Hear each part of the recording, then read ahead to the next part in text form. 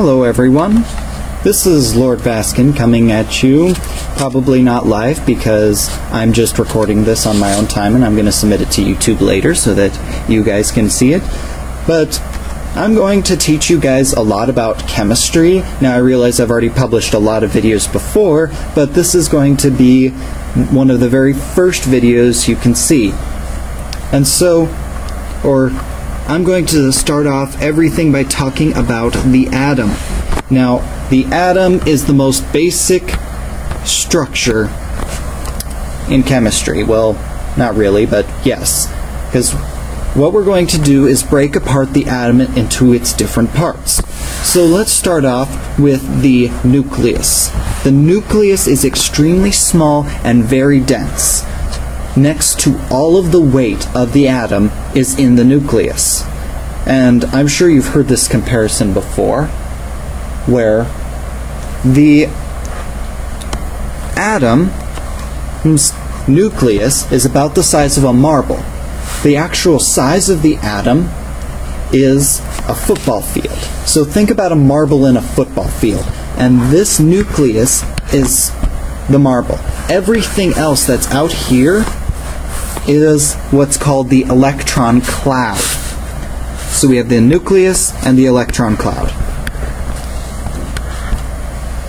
Now in the nucleus we have these spheres. These spheres are what make up the density of the nucleus, because I said next to all the weight of the nucleus comes from, well, next to all the weight of the atom comes from the nucleus, so excuse my mistake.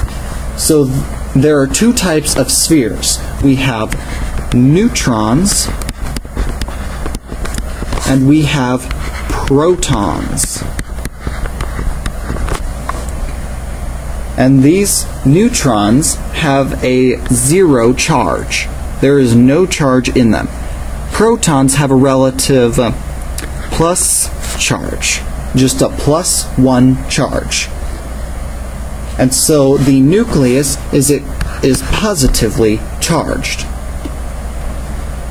Now, the electron cloud that I talked about before is negatively charged. So we have a plus charge on the inside and a negative charge surrounding it.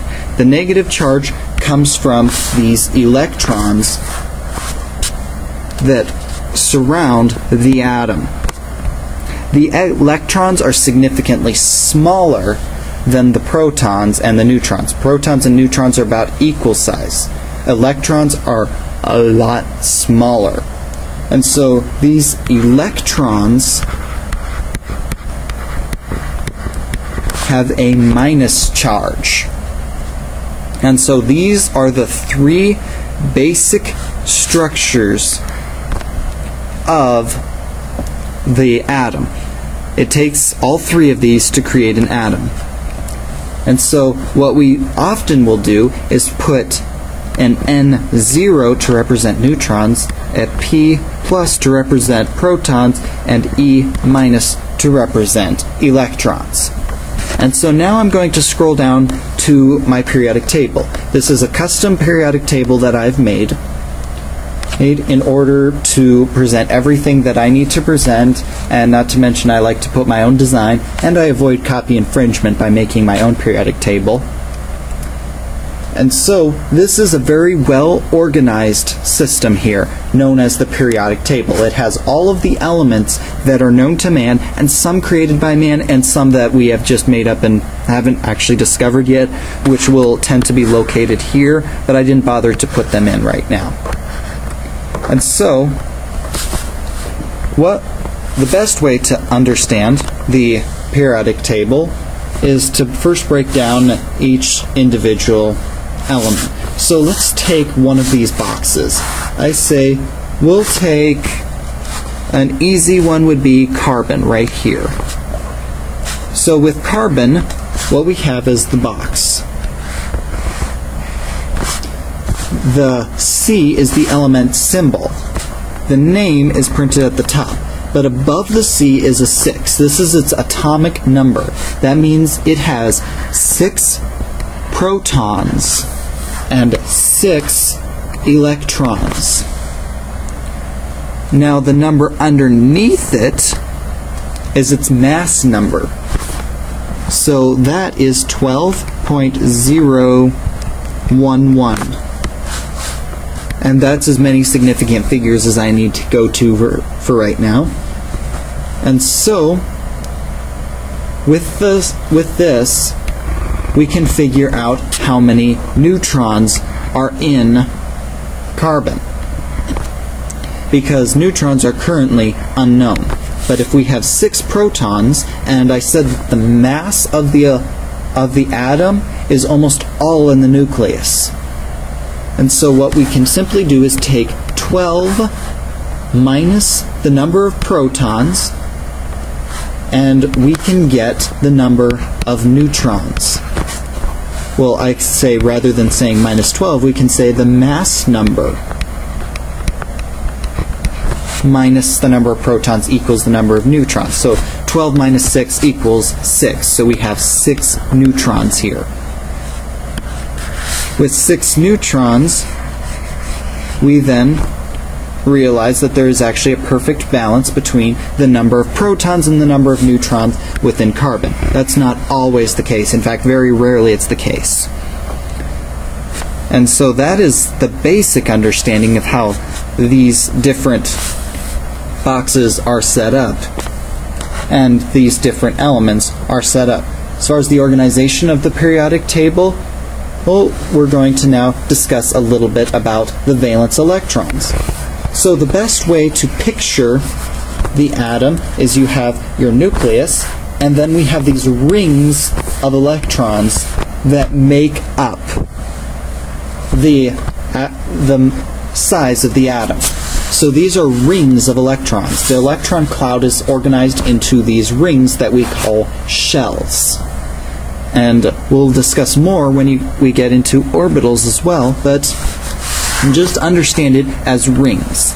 Now think about it that every ring, so let's just draw it again here.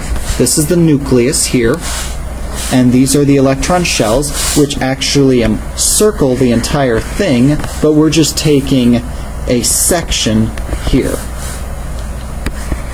And so with these rings that go all the way around the nucleus, each ring is added by each level of the periodic table. So with each period, we have an addition of a ring or a shell around the nucleus. So with hydrogen and helium being the top level, that is equivalent to the first shell. Lithium, barium, boron, carbon, nitrogen, oxygen, fluorine, neon, that will all those electrons will go in the second one. They have, all these elements down here have the electrons from these elements up here, but that just adds to the next shell. It's kind of cool, isn't it? And then it just continues on thus, with the third level and fourth level.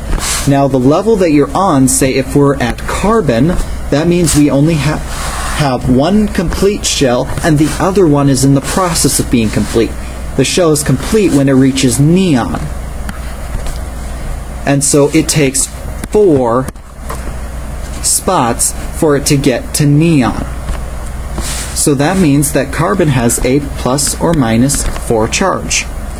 Now nitrogen needs 3 electrons. I said electrons has a minus 1 charge, so if it needs electrons, in order for it to be like neon and have that complete shell, it's going to have a minus 3 charge. Oxygen has a minus 2 charge because it's 2 spots away from being at neon. And so it will gain 2 electrons. 2 times the minus 1 equals negative 2. And same with fluorine.